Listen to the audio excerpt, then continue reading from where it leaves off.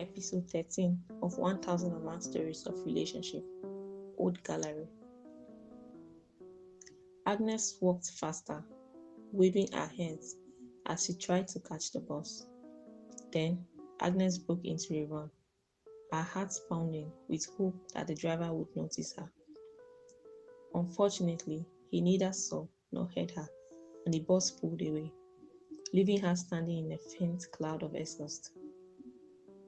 Inside the bus, some students pressed their faces against the windows. Seeing Agnes sprinting behind them, quiet giggles began to spread before bursting into full laughter. Surprised by the sudden noise, their teacher, Mrs. Suzie, who was seated near the front, turned around. "What is the laughter about?" she asked mildly.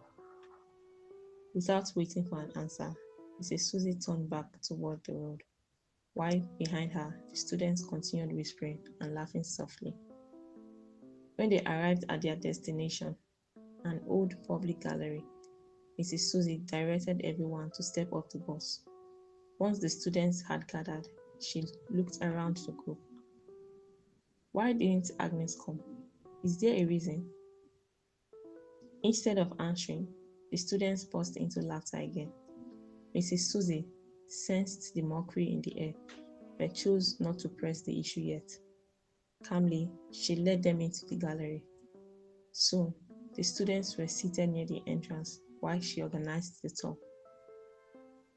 As they settled, one student spoke casually. "I wonder what's going on with Hanu and his ex-girlfriend. You two must really hate each other now." The resulting laughter drew Mrs. Susie's attention from the reception desk. She gestured for quiet, leaning slightly forward. Hanu whispered, trying to sound confident. "I'm done with that girl. She's old gallery in the past." More quiet laughter followed. A girl teased, "So, who's the new one now?" Hanu smiled broadly. "You'll know soon. It's in progress." At that moment, the entrance door swung open. A hush fell over the group as Agnes walked in, slightly breathless but composed. She had managed to find another ride and follow them. Surprise rippled through the students, quickly followed by another wave of laughter. Mrs. Susie turned, clearly startled, but soon resumed organizing the tour. Soon, the tour started as Mrs. Susie took the students around the gallery. During the tour, Agnes was told by some students that Hanu had ensured she didn't get on the bus. Agnes said nothing. Instead, she kept her distance from Hanu throughout the tour. This had become Hanu's new way of behaving since their breakup a few weeks earlier. He often tried to mistreat her whenever he got the chance, so Agnes wasn't surprised. Later on the bus ride back to school, Mrs. Susie finally asked Agnes how she had managed to join them. Agnes explained that she had tried to stop the bus earlier, but they hadn't seen her. "Oh, we saw you," a student named Caleb interrupted. "But your boyfriend told us not to let you on." X, Anu corrected sharply, triggering more laughter. Confused, Mrs. Susie glanced at Agnes. "But why?" Agnes only shook her head. Caleb added casually, "I guess it's because they broke up recently.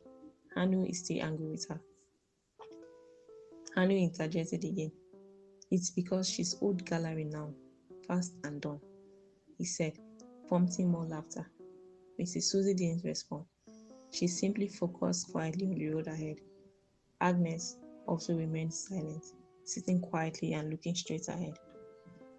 After they arrived at school, the students began dispersing toward their homes. Mrs. Susie caught up with Agnes, who had just ended a phone call. "I'm sorry we left you behind," she said gently. "I truly didn't see you." "It's fine," Agnes replied with a genuine smile. "Not to be nosy," Mrs. Susie continued, "but I heard you and Hanu dated and recently broke up. I hope you are okay." Agnes nodded. Yes, I am. He is just who he is. We are no longer a couple, but I still consider him a friend, though I don't know if he feels the same. That's good to hear, Mrs. Susie said approvingly. Don't let the breakup trouble you too much.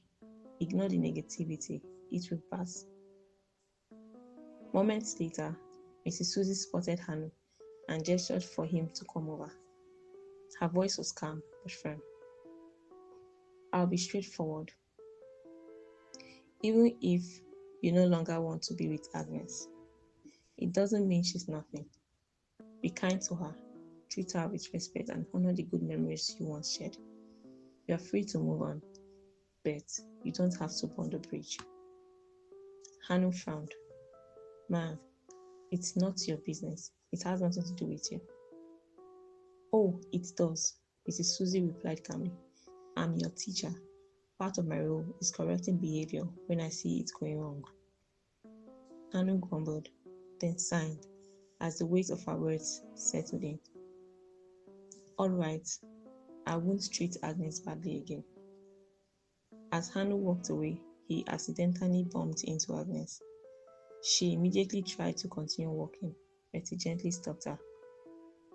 I'm sorry for today and for how I've acted since our breakup, Hanu said quietly. I won't behave like that again. Surprised, Agnes smiled and nodded. I still consider you my friend because of the good times we shared. Even though we broke up, it doesn't mean we have to be enemies, right? Hanu nodded. Thank you for those memories. I promise I won't be nasty again. Agnes let out a small giggle. I'd like that. They shook hands warmly, exchanged goodbyes, and went their separate ways. Agnes walked on with a relieved smile. There was finally peace. Hanu rejoined his friends, feeling lighter, knowing deep down he had made the right decision. From that day forward, the thought of hurting Agnes never crossed Hanu's mind again.